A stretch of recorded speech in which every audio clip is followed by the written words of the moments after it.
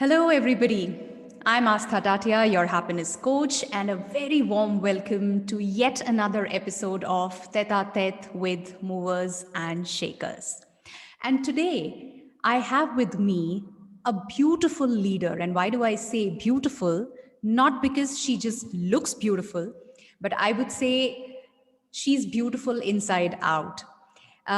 She is an amazing Kathak dancer.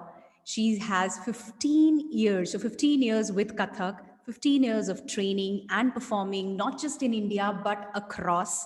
And that's not all. She opened up her own academy in Chennai by the name Tarana Academy. Such is the commitment. And not just Kathak, but also yoga and Hindustani classical music is taught there.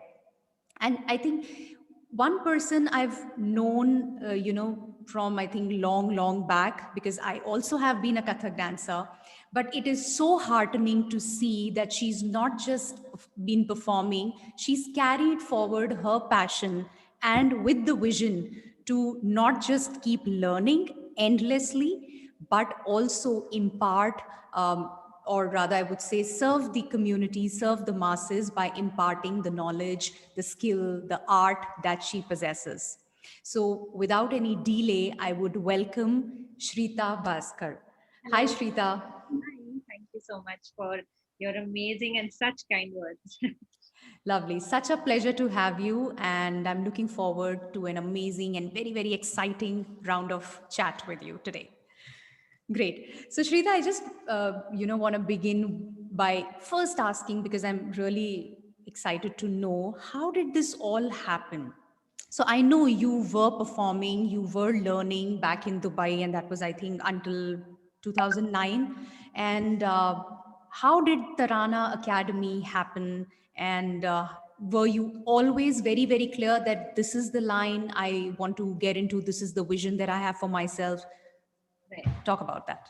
So basically, I've been learning Kathak because as a child, my mom put me in Kathak classes in Dubai. And over there, I learned from the age of 5 and moved out of Dubai in 2009. So I was about 16, 17, and that's where it all started in Dubai. And then I came down to Chennai where there were no teachers here at that point.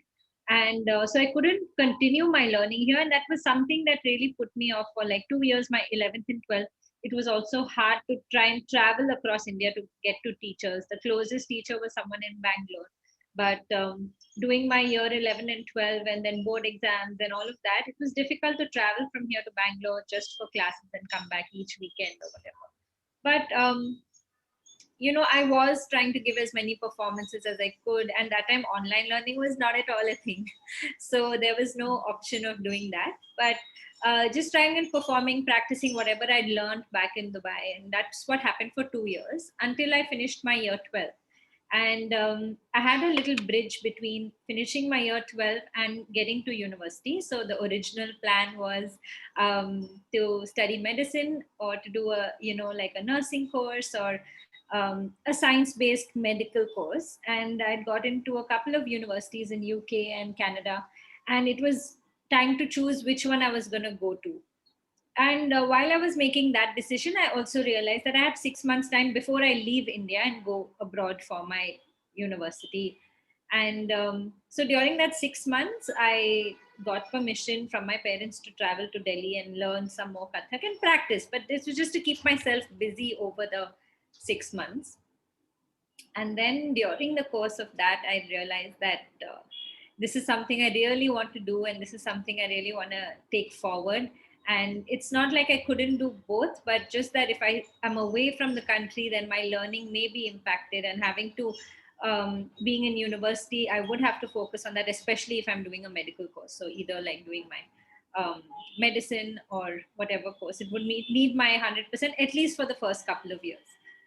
And also learning there would probably not be as easy as learning over here. Finding a teacher in Canada or UK may not be as easy. So then I decided that I'll end up studying here and managing both my dance and my education at the same time.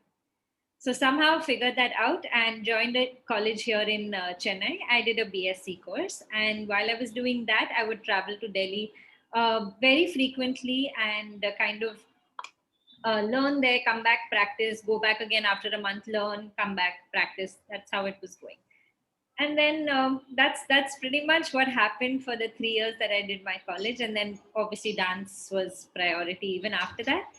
So decided to finally make it something full time. Wow. And that's when you opened up Tarana Academy. That's right. Yeah. Wow. So tell me, Shrita, when you decided that, okay, no to medical and get on with dancing completely, uh, was it easy for your parents, from your parents' perspective? Were they okay with it? Did they just be with you, support you in whatever you were deciding? Because, like you said, doctor, somewhere I think being a doctor, engineer, or those conventional careers that we talk about is such a big conditioning that we have as a society, that when you say, okay, pursuing dance professionally, it's of course your passion, but then that's what you were planning it to be, your profession as well. So was it easy? So I got lucky with my parents because both of them have always been, mom and dad have always been the kinds who have said, do whatever you want, we'll give you full freedom, we'll tell you how much we can do for you. Hmm. And bearing that in mind, do whatever you want to really do, but give us a plan whether you want to take up dance full time or whether you want to take up medical medicine full time. Whatever you want to do, be sure of that. And in fact, even when I was deciding whether, okay, medicine is going to be easier in terms of post in the future, getting a job, or the status, the thing of being a doctor or whatever, would be a very nice thing to have on, against my name. And all of that was actually having an effect on me. But when I told this to my mom that I'm kind of confused, she's like, listen, please take up dance if that's what you want to do. Don't Wow. worry about what people are going to say, what people are going to think. And it both will come with equal number of challenges. It's always going to look greener whichever side you take. You're always going to regret like one thing or the other. Even if you take up medicine, it's going to feel like a dancer's life would have been much nicer if you become a dancer, vice versa. So she's like, that's how it is, but please do what you want to do. And think about it, like, if 2 years of studying so hard for your board exams has, not made you feel so great, and dancing makes you feel nicer about yourself, then please do that. But remember, medicine or any medical course, it's going to take about 6 to 7, 8 years maybe of hardcore study. While you may be able to manage dance, but living away from the country, the access to teachers may not be something that's over there. So, Hmm. which is why we even thought of, doing medicine here and everything. But then India is even more rigorous with the attendance and this and that. So taking a couple of weeks off a month would have been really hard. Okay, got it. So how has the society responded to it? And when I say society, it's I would say you since you are well traveled, you have performed across. Uh, so talk to me about the receptivity in India and outside. Okay, so within India, initially, I would say, let's say even 6 years back, 7 years back, when I would tell people that, when they would ask me, what do you do? And I have to tell them that I'm a full time dancer. So they were like, when I would just say I'm a dancer, they would be like, huh, okay, but what do you actually do? And then I would have to say, no, I actually am just a dancer. Like, that's what I do.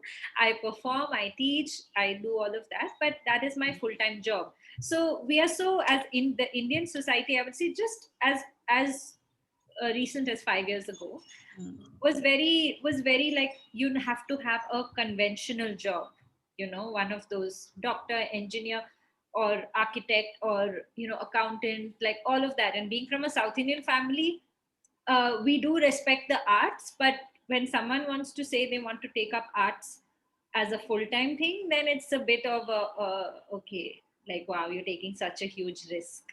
Mm. So, but I would say in the last, like, compared to 5, 6 years back to now, I get asked this question way less. Mm. And when I tell people I'm a dancer, then they're like, okay, fine, like, But also, I think that maybe perhaps comes with a level of age and so many other things. They see how well you're able to live and how you're living alone, and that the fact that you're doing this has given you a good life. Then I think that's what's changed people's perspective. Like, artists in India are getting way more respect than they did. Not even respect. I wouldn't say it's respect, sorry, but I would think way more thing that people are way more open about the idea that this can. Acceptance is there, I think, more of. Yeah. Okay, okay. Great. So, two things. One, when you said 5, 6 years back, there was this question mark whenever you talked about you being a dancer full time. So, did that ever bring that self doubt, or any doubt that, oh, have I made the right choice?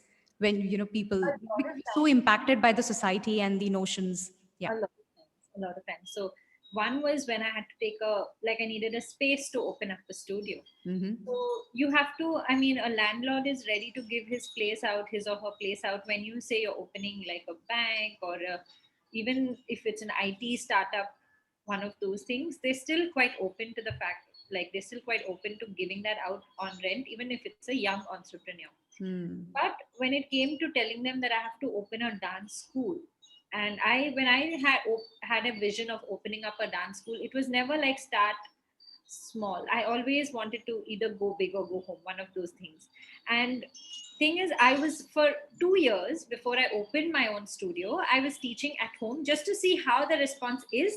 And like I told you, it was my practice and teach phase. So while I will learn, I would come back and teach that to students and practice along with them. It was kind of that phase where it was also again allowing me to learn as much as I want to teach, like, then when I finally moved into a studio, first thing was finding a place and finding someone to allow me to, finding a right landlord who would be open to the idea that, okay, like it's a risk for them also if you think about it, Mm-hmm. because they themselves are not sure what is Kathak. First of all they are exposed to is Bharatnatyam. So if this is not Bharatnatyam and it's still a dance school, then how are you going to pay rent? So Mm. that was one thing. Another thing was, a lot of the times you feel like, am I, it's kind of like an imposter syndrome. Like, am I really that good that people want to learn from me? Mm. So, and if this doesn't work out, can I back out? And then the real issues came when people said that you're only 20, in your 20s, early 20s. And actually, when I started, I was 19, like teaching at home. But when I opened my own studio, about 2021. So people were just like, you also have a future, you're very like so young, and we're getting our kids to enroll in your school, but if you're not there, then what happens? So I would say that these were daunting at that point. And that's what helped me grow, because to be honest, I was only teaching, I was only managing admin, I was only doing everything. And when they asked me these questions, I was like, huh, makes sense. Like at that moment, I was so frustrated. I'm like, listen, I'm not going to go anywhere. Just, like I was very frustrated with their questions, because they would never go ask that in a school. Like, Mm. put your child in a normal school, would you go and ask her math teacher is young and if she leaves, what happens, right? You wouldn't ask that. So I was very kind of annoyed by those questions at that point. But then I think that's what kind of drove me to make further steps. Like now I've opened a small academy, and in terms of growth, how to make my business grow, and it is dance. So there is a very fine line between managing something that is so respectable in our country, like a classical dance form, but at the same time, it's also a business, right? But when you give that like a very commercial thing of dance, learning classical dance, Mm. it's very, it's that's not how it's been done, as in for these many years, right? So so it was just like training people to start teaching, training them how to teach, so that people don't keep coming and asking, no, I want to learn only from Shrita. Sure. So training people in the admin side. And because this was at the same time that my school was growing at a very rapid pace. So from, we had started off with about 40, 50 students, and then it just grew to 200, 250 today. So it's you've got to think of the future as much. Like if I'm not in town, I can't just be canceling classes. I mean, now we have so many students that we are answerable to, so many parents we're answerable to. Right. So it's got to, like, now this can't be just a one person show. It's got to Mm. be more. I still want to perform. I still want to do my own thing. I still need time off from work. I still need to have my family vacations. I still need to learn and practice for myself and devote time to other aspects of my life, Mm. which means that we have to build a team. A dance school like ours should never remain a one Mm. man show. Right. And even in thinking about the future, if I want to open up another branch, then how do I go about that? So Mm.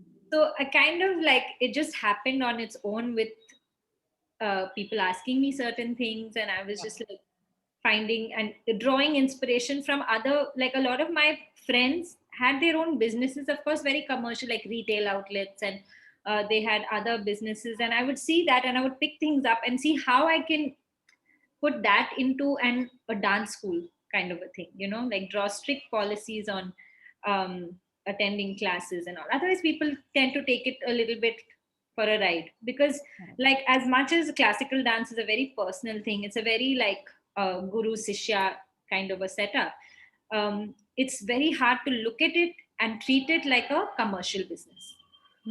Which brings me to my next question, and I was just about to ask you that, the art forms have traditionally been, like you said, a very, very personal thing, and very much known for their art value.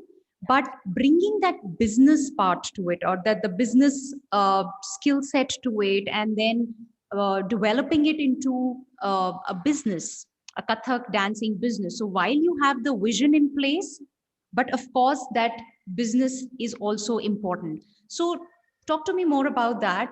uh, how did you really bring in that? And so Shrita an artist, and Shrita an entrepreneur also. Right, right. So yeah.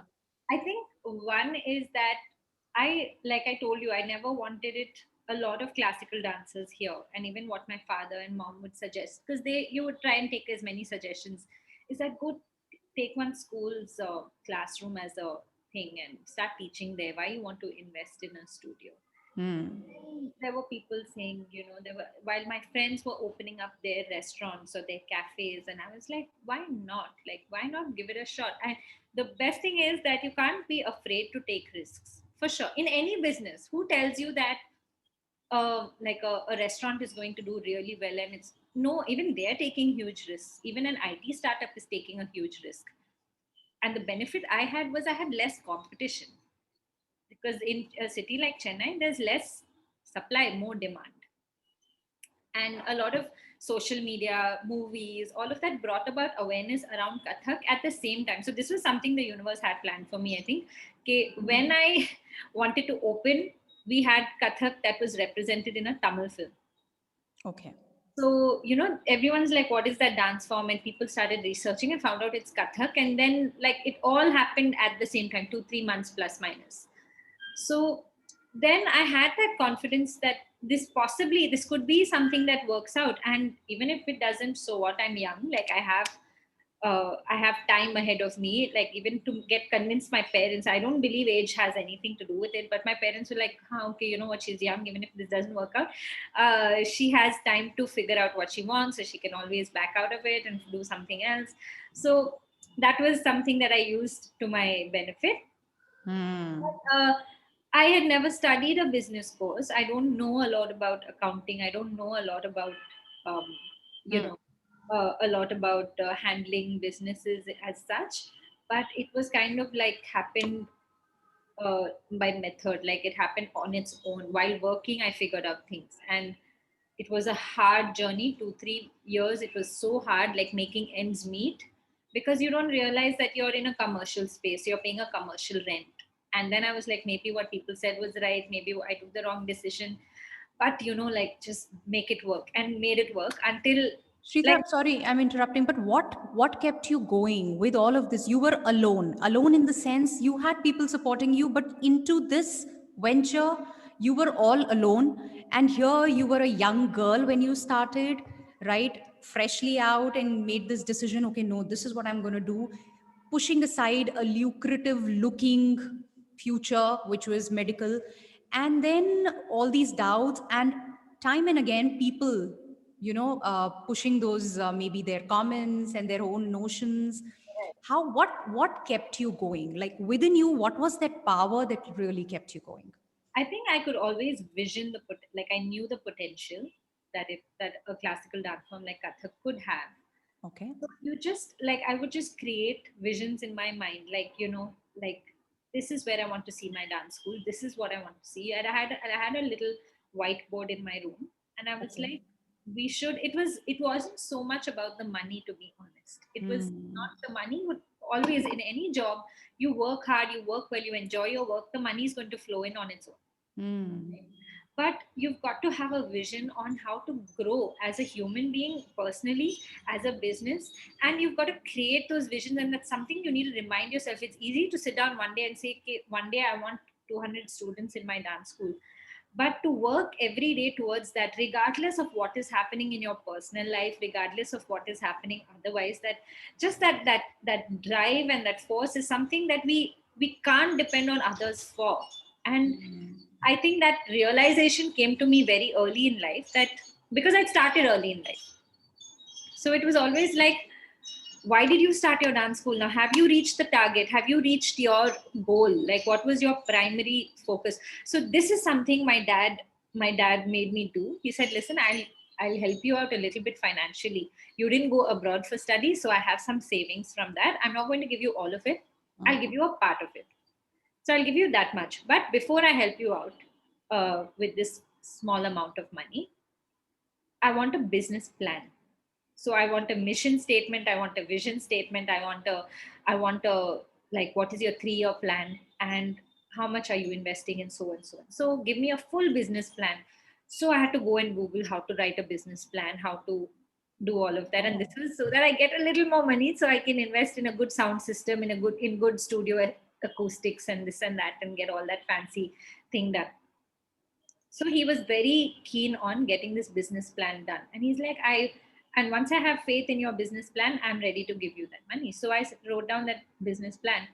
And it was honestly, apart from the support from everyone else, I think you've just got to have that, like, wake up in the morning, make your intention, set your intention for the day, and at your workplace create an environment where you can be as driven as you can. So that one goal that you have, what is that one goal? Okay, we'll make money, this much money, these many students, but what is that one goal? And my one goal was always that I step out. If I tell, if anybody, not just me, if anybody learning Kathak or practicing Kathak or performing Kathak, even if they meet like one tiny, like whoever, insignificant person outside, and they tell them they're a Kathak dancer, that person should know what Kathak is, without having to show pictures, without having to set examples, without having to tell, okay, that dance in that movie, that's what I'm doing. That is something that was my, to popularize Kathak in the city. So that was Hmm. my primary goal. And when I thought, and when that was there, every morning I would be sitting and seeing that in my room, that we are here to popularize the dance form, to make it something, like to create awareness in the city about this. You don't have to learn. If you know, if you come and watch, that's good enough for us. That's enough support. So Wow. that was my vision. And apart from that, I would say that I want 100 students in my school. Whatever happens, there was like, everyone used to see that in my room and say, what is this 100 students you've written here? And that time I was at maybe 50, 60 students. So what is that 100 students you've written on your whiteboard? And it was the place where I would be sitting and I would just see that 100 students. Like, I want 100 students. Because for me, 100 students meant that 100 students, that one person, whole family who's staying here in Kathak will know, in Chennai, will know what Kathak is. Sure. Absolutely. So yeah, so that was kind of the thing that Beautiful. always drove me. And performing, being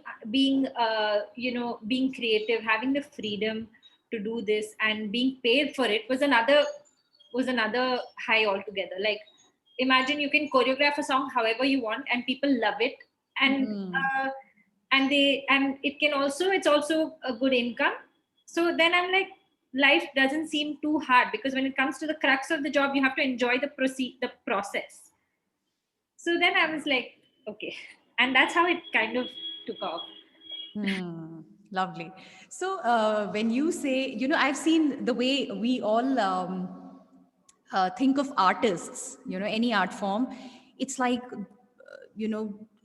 commitment and passion and, completely dedicated. They forget eating, drinking, and they are just into it. And, that's the kind of whole image, I would say, or a stereotype that has been created, right?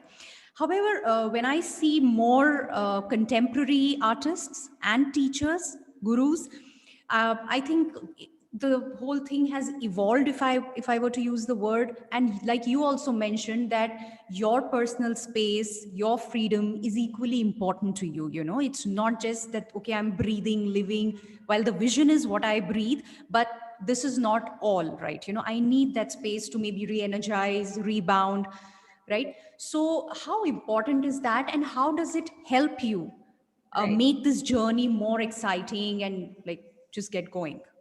So this was something I learned the hard way, is that Okay. because I was younger, very young in age when I started, a lot of the students' parents were obviously older than me, slightly older than me, much older than me, but everyone, I was quite young. So I let them kind of dictate things. Hmm. But it was never about the age. It was about, like, where should I set my terms and go by that. But also the fear of being an entrepreneur, that what I'm doing is highly dependent on them. I let it for a long time, 2 3 years, like whatever they would say, I would, like, let it get to me in a sense like that. um and I said, like, I would be working, I would go to the studio at 7 a.m., sit down, do all my work, everything, and teach again from around 10 in the morning till 7 p.m. So I would be in my studio for about 12 hours, come back home, eat a meal, and sleep. That was my life for about 2 3 years when I started off, because I didn't understand. One is setting boundaries. Two is building a team. It took a little more effort to build a team, finding the right team members. All Hmm. of that was quite, it was, I was not ready to let go. I was not ready to give those responsibility to others at Wow. that point. Wow. And it became a life of where, like, I stopped one day and I was like, what am I doing? Because I'm dancing less. I'm feeling like I don't want to dance so much anymore because of the kind of, um, everyone's pulling from every end. I had this happening, and I have to be creative at the same time. So when there are, like, so many things bogging you down, you're just like, how do I focus on my creative side?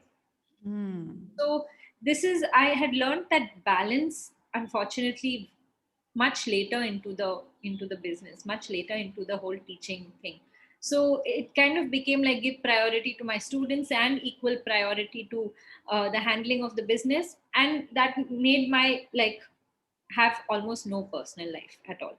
So, Hmm. just not being at home for hours together, staying back in the studio, working till late again in the night, coming back and sleeping and going back. It was kind of like that for 2 3 years. And And what was the impact on you? the impact was pretty, like, you can hear it in my voice. I was very frustrated, and it took, like, if it took me that much time to get into that kind of zone, it took me that much more time to slowly reel out of it, you Hmm. know.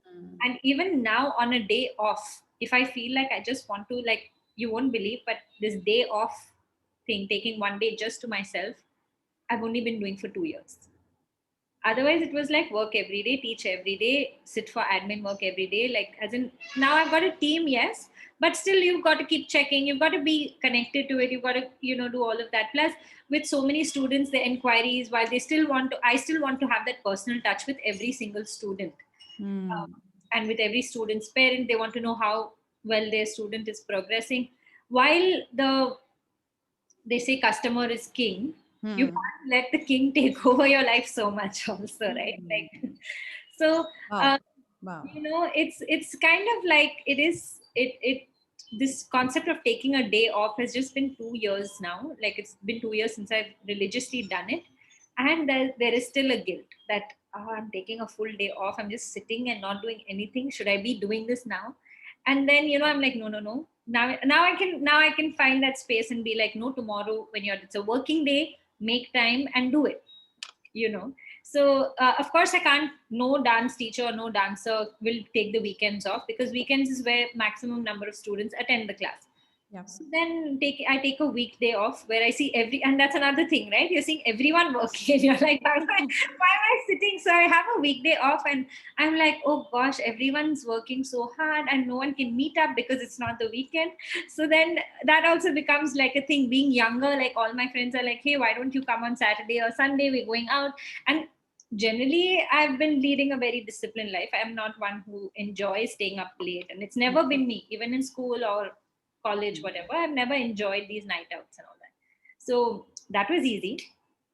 But yeah, that balance between personal professional life is something that I think every entrepreneur, people can tell you how many ever times that you need to find a balance. Like even today, I can advise someone who's starting out and say, listen, from the beginning, have your boundaries, and get your time off for yourself. Maybe every year take 2 months off, whatever. I can tell that, but I think I was one of those people who just, or maybe there are tons of people who are just have to learn the harder way. How many ever people tell you that this is how you have to give it back. This is how you have to create a more professional atmosphere.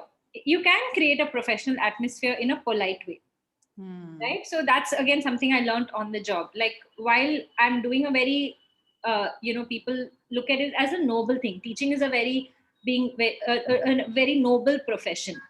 Right. While you do that, you can't allow people to take you for granted, despite age, despite your gender, despite so many things, right? Hmm. So So, yeah, yeah. go ahead, go ahead. Sorry. So yeah, it was one of those things I learned on the job. And despite seeing how many people told me, listen, you need a day off, you need to take some time off from work, you need to go on a trip, take 3-4 days off and go on. I was like, no, no, no, no. How can that happen? How can that happen? Hmm. And only 2 years now, I've been taking a day off, and I would still say that it's not been easy on a day off to just sit and do nothing. You said you still feel guilty at times that why am I taking a day off? I Every know, yeah. I every can single so relate to this, Absolutely.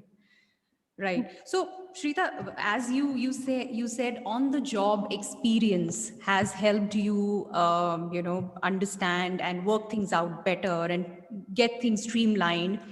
How has Shrita evolved in the process? From everything, like from starting as a 19-year-old, and as you kept learning, to people nagging and passing on those comments, to then getting a team, maybe having your boundaries, taking that day off, all of that. And like you said, not just having a team, getting team is still easy, okay? But then getting things done the way you want and putting policies in place and all of that. So, how have you evolved as a leader? Right. So one thing I realized, like I remember meeting my landlord for the studio along with my mom. Like I had to take her along. I'm talking about 2014. I had Okay. to take her along and go meet the gentleman and get her support to speak to him, because he would no chance he would take me seriously, considering the age and the fact that I'm doing this for the first time and all of that. So that is one thing, and I can say that today I'm just giving few like anecdotes, like few things that have really changed. Yeah, yeah. Get into like the whole thing of how it's transformed me, but now I can go to my landlord on my own. I don't need my mom, I don't need my dad, and I can go and talk out any issue with him, uh, and sort it out. So that's in terms of growth. That's how much it's been. But um, if we're talking about how it's changed me in a lot of ways. One is discipline wise. Mm-hmm. Um, Second is commitment. It's Mm-hmm. very easy in a life, in a generation like mine, and with the kind of technology we have today, with the kind of job opportunities we have today, it's very easy to let go of what you have now and jump to the very next thing, because True. opportunities are galore. Okay. And sometimes there is a thought, okay, why can't I even do that? I can do this, I can do this. I'm capable of doing so many things, so I leave this for now, I'll jump to this. And there are many people who find find their way doing that, like jumping True. from one thing to the other, but staying committed to something, which maybe even as a 19-year-old I was not that committed to anything, like being on time to rehearsals, being on time to practices. And because I practiced theater, I always would go to the teacher's house to for rehearsals, or I had to go to the um to our rehearsals, to the auditorium. I would never make it on time, I would never be as committed, I would take a lot of days off. So Mm. commitment is something that the job has taught me. And the third thing is being bold. like in a country like ours, being unabashedly bold, at the same time being polite. So the thing about boldness is that the minute you speak to anybody, and this does is not, again, I don't believe in this age thing. I always tell my students, I always tell everyone that, listen, age, it doesn't matter about age. If you're talking to a 5-year-old, you treat that 5-year-old with the same respect that you speak to a 50-year-old with. Okay, Wow. the minute Hmm. you give respect to someone who's even five, it reciprocates in such beneficial ways. The minute you don't, like, it's respect and the way you get treated. Again, if you get treated badly by somebody, if someone doesn't respect you in a certain way, you've got to stand up for yourself. You can't succumb to their dominance. You cannot succumb to their dominance. You have to be bold. Like, if you are not doing anything wrong, you don't have to feel you don't have to feel scared. You don't have to. Fear is such a crazy thing, right? In our country, we think that the older someone is, the minute they question you, your first reaction is what? Fear. Hmm. The times in school, if suddenly the teacher called you out and said, answer this question, you would totally know the answer. But because they called you out, what was your first reaction? It was fear. Have you faced any fears? I mean, I'm sure you have, but would you talk about those? Which Uh, was like the dominant fear? I think the craziest fear was that, just not making it in what like making the wrong decision by doing this. That was my greatest fear. And, like, just having to withdraw from all of this and then find another job that was not this. At So, so was the fear about not being able to pursue Kathak, or was it about, oh, I made a wrong decision and I couldn't prove myself, you know? That was it, not being able to prove myself, and not being able to, it was never about pursuing Kathak, because I always knew that is something that I can make happen. Like, my parents will support me, my family will support me. But the fact that against all odds, Yeah. I decided to do this. Mm. Like, people were not giving me, I was looking for a space for 3 months. Now Mm. tell me, any call center or IT startup or anything would never have to hunt in a country like India for a space to open up their business, right? So I hunted for spaces for, like, for 3 months, finally found something. And, like, my father's terms and conditions, and people telling me that, oh, is this something she's really going to do, and okay, she's investing so much, and all of that, that's what used to get to me, that I was like, this should never not work out. This can't never not work out. So that my biggest fear was that it not working out, the whole opening an academy it was not even about opening the academy in a city like Chennai that is so conservative with their work, kind of with their work designations. Oh, not doctor, not engineer, business, and that to dance, like in the arts, business in the arts. It was something. It was crazy, the kind of fear that I used to have. I would say it's something that I've definitely overcome. And regardless of one of the biggest cyclones in the city, the biggest floods in the city that we had in 2015, which is just 1 year after I opened my studio, we had the biggest floods in the city. And whatever COVID, this, that, whatever's happened, touchwood, like, nothing has affected us drastically. Mm. That my fear should ever come true or manifest in a sense. But yeah, I feel settled, I feel in peace, and I would think that a fear is, it's it's very temporary. And the minute you face it, like, the minute you face it bang on, like, on there, without keeping it, like, pushing it aside, many a time, it, whatever fear it may be, even like I have a fear of heights or whatever, you have to face it at some point. And I think it's not something that just clicks and it goes off, it slowly wears off. Mm. So uh, I don't have that fear anymore, but I would say that many other fears have come in. Like, it's not like I think life is just, it's like that, right? You had a fear about something, that's gone, now next thing, and then the next thing. And that's what even drives you to face your challenges in crazy ways. Like, this COVID thing was not easy on us at all. And in fact, because we've shifted to an online mode of training, for a cert, like, it's hoping till maybe mid of this year. we've had to shut our studio down. And many people were like, oh no, I feel so. I'm like, no, look, I'm doing perfectly well. My business as such, people learning as such are doing perfectly well. But it didn't make sense financially for us to be running a studio with not many people attending there. So we were like, what's there? We have everyone's presence online. Hmm. And again, it was very easy for me to fall into this trap of, oh my God, my first studio. And I did cry for 2, 3 days. I was upset that I had to close it down. But Hmm. then it's easy to fall into this thing of self pity and get into that vacuum. It's like it is like that. Once you get into that dark space, it can really pull you in. But Hmm. it's very important you find ways to jump out of it.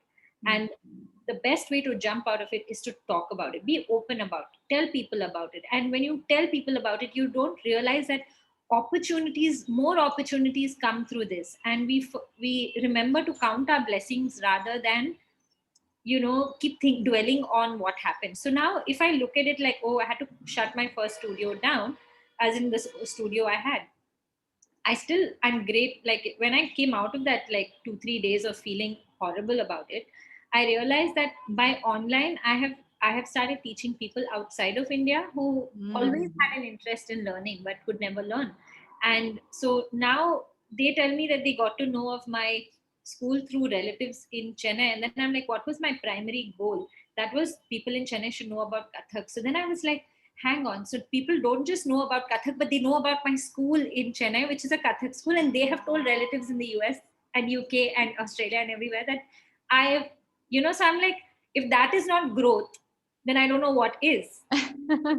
Growth does didn't I have not failed in something because my studio shut down. I've grown instead, Wow. right? I'm closer to my final goal. I'm closer to my primary goal. And apart from that, online is a great way. And now it may become, it will obviously with Tarana Academy, it is going to continue as a permanent medium. It gives me a space. I have a bigger teaching team. I have 2, 3 teachers with me. I have my senior students who help me out with classes. So it gives me an opportunity to move into our own kind of a setup where we have 2, 3 studios. That way we'll save time. That way we'll save effort. We'll save, uh, you know, more time for creative practices, for like choreographies and all of that. So, and I can, having experience of opening my studio for the first time versus the second time is going to be way easier. Second time is going to be way Way easier. easier. Way easier. Wow. Like finding vendors to set up things. We have most of the things already, which we're just going to shift to another space. Yeah. Um, but the process, I can, whatever was missing from there, now I have the capabilities of making it possible from scratch. So it was like a second chance that we've been given. Hmm. At the same time, kind of having my students learning online and everything has not been too bad. We have a few people who are still waiting for the studio to be open. But right now, in this kind of a situation, to even have people who are still learning, who have that attitude towards Yeah. learning despite the situation, it's all good. So Great. yeah, looking at your obstacles as a challenge is another thing. Is like something that again I've learned, and this year especially has been one of those years that I've just been like, there's you have no choice. You either stay feeling positive about the situation or you're going to fall into that dark place, and it's hard to come out of that dark place. So the Hmm. only option you have is to stay strong, be bold, face the challenges, face the fears head on, and you will find yourself in so much mental peace. Yeah, and I really like what you said about facing these challenges, pulling yourself out by sharing as one of the ways that you say how you can really get yourself out. So rather than sulking all alone, not knowing what to do, share it, be vulnerable, and you said a plethora of opportunities may open up. That's what you've experienced, right? Wow. There's so much strength in being vulnerable. It's not something everyone can do. I know a lot of people who shut down restaurants, shut down like their businesses, but it's not a stigma. It's not a bad thing. The Yeah. situation was like that, and you still have a house, you still have food, you still have. It's being grateful for these little things that's going to, like, honestly, I wake up even in the mornings and I'm grateful for the water I sip, for the house I live in, and it's these tiny acts of being grateful is what leads you to becoming a stronger person overall. Like, because we don't realize, it's very easy for us to think that I don't have what that person has, and I want what that person has. How come that person's business is doing so well despite COVID? How come mine had to shut down whole studio, Yeah. and all of that. But then when you're grateful and you see all the things that people don't have that you have, it's it feels like you Yeah. can come. Lovely. So, Shrita, it was lovely, and I just want to know, in probably maybe one line, what does happiness mean to you with all this roller coaster journey and who you have become from that fear to this gratitude that you are in right now, that state of gratitude? Um, what does happiness mean for you today? So I think happiness is peace for me. Always peace of Mm-hmm. mind Mm-hmm. around you, having a peaceful atmosphere around you, peace, basically just being in a state of peace and bliss, being happy where you are, and not worrying about what the next person is doing or saying or anything, because it's the minute you start comparing, you're not being you. See, when you're your individual self and Mm. your only competition is you, like, I want to be a better person than I was yesterday, I want to do better business than I did yesterday, or I want to teach better than I taught yesterday. When you are your only competition, you're always going to be in peace, and you're not going to really worry about what others are up to, because no one can be you better than you are yourself. Mm. So if I were to say, or maybe sum it up, being the best version of yourself, constantly striving to be the better version of yourself. Is that what you're saying? So happiness is staying in that kind of a peace in your mind, having that kind of a understanding with yourself, and that's what happiness is. Is, and you're living that. You're happy. Definitely. Lovely. So great, Shrita. It was lovely talking to you, and I know we could just go on and on. Really loved the simplicity and the groundedness with which you shared. You were vulnerable, and I think thank you for sharing. I'm sure a lot of viewers and listeners would really get a lot of takeaways and things that probably a lot of us deal with but have no access, or we Correct. don't want to speak out, for the fears, the so-called fears that we live with. And I think that will maybe give them some strength, motivation, inspiration to really speak up, share. And yes, we're all sailing in the same boat, but what Definitely. I think the beauty of your journey has been that, yes, what you said, like, you have evolved in the process. Things have happened, but who you have become today, I think, is phenomenal, is beautiful. So great. Thank you for sharing that, Shrita. Lovely to have you. And all of you, uh, if you really want to hear such amazing leaders on Tête-à-tête with movers and shakers, then go ahead, subscribe and like this video. And yes, watch out for more. Over to you, Shrita. Anything you want to say? Closing remarks? Thank you so much for having me, Astha. Quite a few times, what happens is we don't realize how much we've done until, like I said, we speak about it. So I would have never had this kind of a introspection on my own, where I've had to think about how far I've come as a person, or as business, or as an artist, or as a dancer. Yeah. I would have never had given myself this 1 hour, or how many ever minutes we've been talking, but Yeah. I would have never have done it if you didn't give me this opportunity today. And I'm going to feel happy about it as I go through my day. So thank you so much for giving me this chance to speak up and tell you all about it, including my past, including where I am today. So thank you so much for that. And I hope this story primarily inspires a lot of people who want to take up art as a full-time career, full-time job. It is possible. Find a great way to keep it alive, keep that excitement inside you, intact, and of course find a way to make it lucrative. There are ways. You've Yeah. got to explore, you've got to sit down and think a lot, but it's not, giving up is not the answer. Like, Yeah. giving it up is not the answer. Yeah, yeah.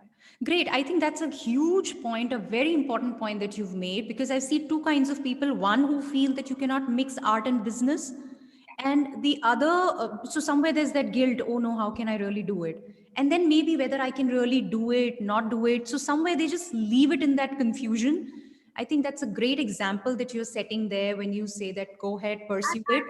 only example. There are, now that we have access to so much information online, there are so many examples you can find and inspiration you can draw from people around you. So Yeah. many artists Yeah. who have really made it big in their own ways. So, there is enough and more for generations to come to try and take up art as a full-time course or a full-time job.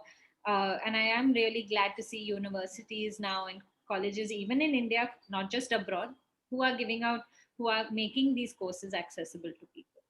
Wow. Fashion, and dance, and performing arts, and everything. So it's such a huge change from when I had to make a choice to what it is today. So take full advantage of that. Lovely. Great. Thank you so much, Shritha. Lovely talking to you once again, and thank you for all your time. Thank you. And thank you, all the listeners, all the viewers. Thank you for joining in. Thank you for watching. Thank you. Okay.